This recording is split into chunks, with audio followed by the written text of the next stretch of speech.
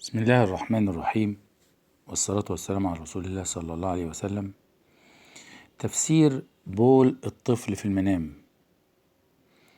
الحقيقة هي من الرؤى الحميدة جدا. فتفسير حلم بول الطفل في المنام للبنت، إذا حلمت البنت البكر في منامها أنها تحمل طفل على يديها وتبول عليها، فده تفريج لهمها وزيادة رزقها إن شاء الله. طيب إذا رأت البنت في منامها إنها تلعب مع طفل صغير وشاهدته هو يتبول أمامها، أيضا يدل على تيسير أمورها إلى الأفضل وتحسين حالها. وإذا كانت البنت أتلها عريس أو تقدم لها عريس وتصلي استخارة ورأت أنها تلعب مع طفل أو تبول على أيديها، دي رؤية حميدة لها، معناها اقبلي هذا الزوج إن شاء الله. طيب تفسير حلم بول الطفل في المنام للمرأة المتزوجة. إذا رأت المرأة المتزوجة في منامها أنها تحمل طفل صغير وتبول عليها، أيضا يدل على تيسير أمور حياتها الزوجية العلمية والعملية وتسهيل، أو أن لن يكون بينها وبين زوجها مشاكل أو صعوبات. أيضا إذا حلمت المرأة أن زوجها يحمل طفلهما الصغير وتبول عليه، أيضا يدل على أنه هذا الزوج سوف ينال منصب عالي أو ترقية، أو يرزقه الله سبحانه وتعالى الخير والمال والسعادة والتوفيق في حياته العملية. أيضا تفسير مشاهدة بول الطفل في المنام بالنسبة للمرأة المطلقة. إذا رأت المرأة المطلقة أنها تحمل طفل صغير على إيديها وتبول عليها، يدل على تحسين حالها وتيسير أمورها الصعبة وحلول مشاكلها إن شاء الله. وإذا حلمت أيضا المرأة المطلقة أنها تحمل هذا الصغير على أيديها وتبول عليها دون أن تدري أو تشعر، يعني ما عندهاش إحساس بالبول اللي نزل عليها، يأتيها في هذه الرؤية إن شاء الله رزق بالمال والخير الوفير، وأنها هذه المرأة المطلقة تعمل أفعال وأعمال صالحة دون قصد منها، والله سبحانه وتعالى أعلى وأعلم. طيب تفسير رؤية بول الطفل بالنسبة للرجل. إذا رأى الرجل في منامه أنه يحمل طفلة أو طفل على إيديه ويحتضنه ثم تبول عليه، يدل أيضا على أنه سوف ينال منصب أو ترقية في حياته العملية، وأنه سوف ينول رزق من الله سبحانه وتعالى.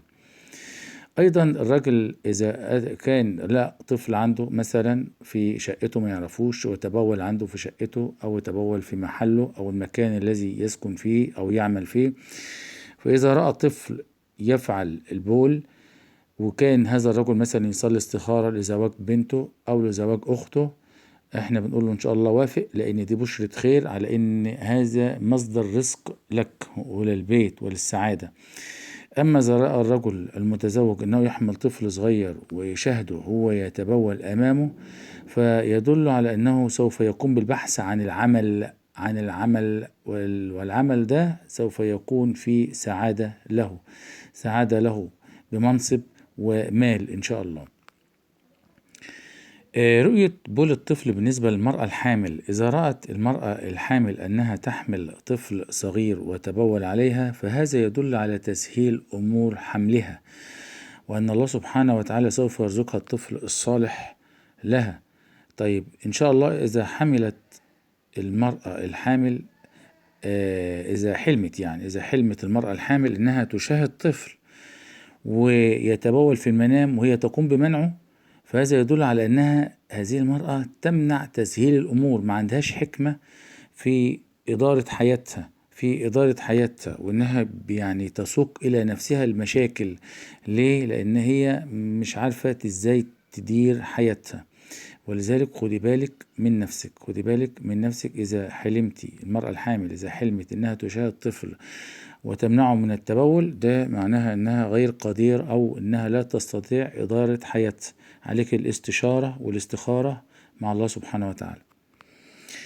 تفسير رؤية بول الطفل في الحلم للشاب أو للشباب: إذا حلم الشاب العازب في منامه أنه رأى طفل صغير يتبول في الطريق، فهذا إشارة أو دليل على تسهيل أمور هذا الشاب، هذه